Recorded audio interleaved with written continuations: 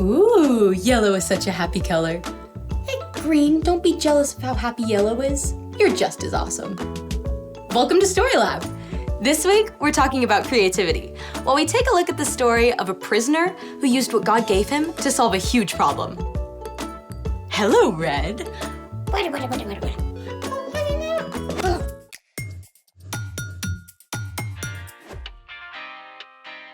Hey, I'm Skylar, and I'm waiting for... I'm here! I'm Sebastian. Okay, great. Today, we're talking about creativity, which is using your imagination to do something new. What do you have here? A bag of gold. Actually, corn can come in many colors besides yellow. Black and brown. Red and orange. Green and blue. Even purple and pink. There are many colors, but this corn is yellow. But why have you brought in the corn? Well, I was at the store and they had so much and they were selling it at a really low price, and I thought we could use it for today's activity. Or someday. It's just that I also went to the store that was having a sale on something. Food coloring. We use a lot of food coloring around here. Right? But they had all 7 colors of the rainbow, and I thought we could use those for our activity today. We have a problem. I guess we didn't plan very well. Maybe we could use our imaginations to find a solution. What's something we can make that uses both corn and food coloring?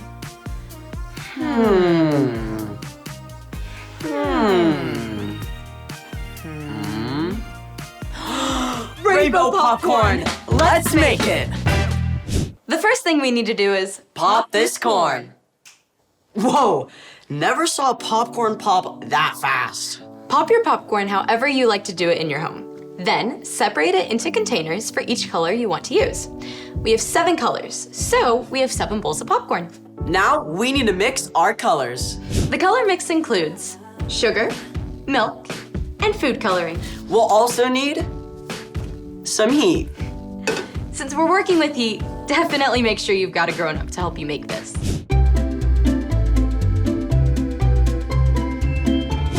Let's mix our colors. First, we need 1/3 cup of sugar. I love sugar. Me too, maybe a little too much. And we pour it in. Next, you need 2 tablespoons of milk. 1, and 2. Finally, we'll need the food coloring. Let's start with purple. Yes, purple. Alrighty. Mix while you add the color. Add as much as you need to make sure you get the color you want. 3 to 4 drops. That purple looks amazing. You want to mix until you can't quite see the sugar granules anymore. It might take 2 or 3 minutes. When it's ready, we add the popcorn to the color, 2 to 3 cups at a time. And we stir quickly to spread the color around. All right, ready? 3, 2, 1, go. Let's go.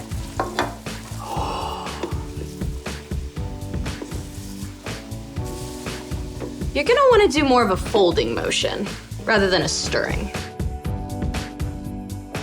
Wow, this looks delicious. Can we eat it now? We actually have to wait for the sugar to cool and harden. Okay, speaking of waiting, it's time for... The story before the story. Today, we're in book 1 of the Old Testament, Genesis. God created this amazing world, but people turned away and broke their relationship with God. But God had a creative plan. God promised to restore people to relationship through Abraham and Sarah's family. One of Abraham's great-great-grandsons was Joseph. God had given Joseph a gift for understanding dreams, but this gift got him into trouble with his brothers. Long story short, they sold him to be enslaved in Egypt. Even worse, Joseph was lied about and thrown into Pharaoh's prison. But God had also given Joseph the gift of wisdom and the ability to lead others. So, even though he was in prison, Joseph was placed in charge of all the other prisoners. Which is where our story starts. Take it away. Hey everyone, I'm Erica. Hey, Erica. Joseph must have felt like he had a world of problems on his back. But he was about to face a challenge bigger than being in prison. In fact, this challenge was bigger than the whole country of Egypt.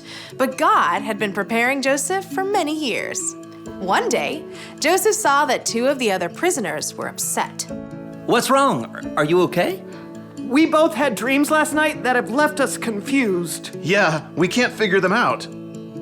Because of his gift from God, Joseph was able to understand what the dreams meant, and everything Joseph told the 2 men came true. One of the men, the Pharaoh's drink taster, was released from prison just 3 days later. Before he left, he promised to tell Pharaoh about Joseph. But the drink taster forgot. Years went by. Yes, years. Joseph continued to serve faithfully in the prison. One day, Pharaoh himself had 2 dreams that he could not figure out. Can no one tell me what these dreams mean? Pharaoh had asked all the magicians and wise men of Egypt to help him, but none of them could offer an explanation. Oh, great Pharaoh, I've just remembered. 2 years ago, you were angry and put me in prison. While I was there, I had a dream, and a young Israelite man told me what it meant. Everything he said came true. Guards, bring me this Israelite at once. Joseph was given clean clothes and a haircut and presented to Pharaoh. I've heard you can interpret dreams. I can't do it. My God is the one who knows what dreams mean. Good enough for me. Here is my first dream. I was standing at the edge of the Nile River. 7 healthy cows came out of the water and started to eat. Then 7 bony, unhealthy cows came out of the water and ate the healthy cows, but stayed just as bony as they were before. Pharaoh also explained the second dream, in which the same thing happened with heads of grain. Now, young man, what do you say? God had given Joseph a gift, and Joseph had practiced for many years. He was ready. Both of Pharaoh's dreams mean the same thing. God is showing you the future. The 7 healthy cows and heads of grain represent 7 years where you will have plenty of food to harvest, more than you'll need. And the 7 skinny cows and dried up heads of grain represent 7 years of famine and hunger. Then, God gave Joseph a creative idea. You should find a man who is wise, understanding, and trustworthy. Put him in charge of all the food in Egypt. During the 7 years of plenty, he should gather and store it up. Then, during the years when there is very little, you'll have plenty to share. Pharaoh looked at Joseph in amazement. I think you are that man. Your God, who has given you this understanding, will be with you. So, I will make you second in command of all of Egypt. Joseph was given finer robes and even Pharaoh's official ring. He had been enslaved or in prison for more than 10 years, yet now he was the second most important person in the whole land. During the next 7 years, Joseph traveled all over, making sure grain was stored up. Huge amounts of grain. So much grain, they couldn't even count it. Then, the famine came. No one could find enough to eat in Egypt or the lands beyond. People came from everywhere to beg Pharaoh for food. And he sent them to Joseph, who provided what each family needed to live. Even Joseph's own family came from Canaan in search of food. And in the end, the creativity God gave Joseph helped save Joseph's family from starvation too. The end. So, was this a brand new way of storing food that Joseph invented? Well, the Egyptians have never needed to store up this much food for so long. I mean, I can't imagine where I want to put all my popcorn for the next 7 years, along with all the other food. So, What's our part in the story? You may never be imprisoned unfairly or asked to appear before a king, but we all encounter problems to solve in our daily lives. Some can seem smallish, and some can seem really big. Like if I have a disagreement with one of my friends on how to play a game. You can use the creativity God's placed inside you to figure out a new way to play together. I feel like I'm not always that good at that kind of problem solving. Well, remember that God has always been in the business of problem solving. Even when we turned away, God sent Jesus to restore our relationship with God. We're each made in God's image, so we can reflect that problem-solving creativity. But it does take practice. Joseph had to practice his gifts for years before he found himself in front of Pharaoh. So, what if I don't know what my gifts are?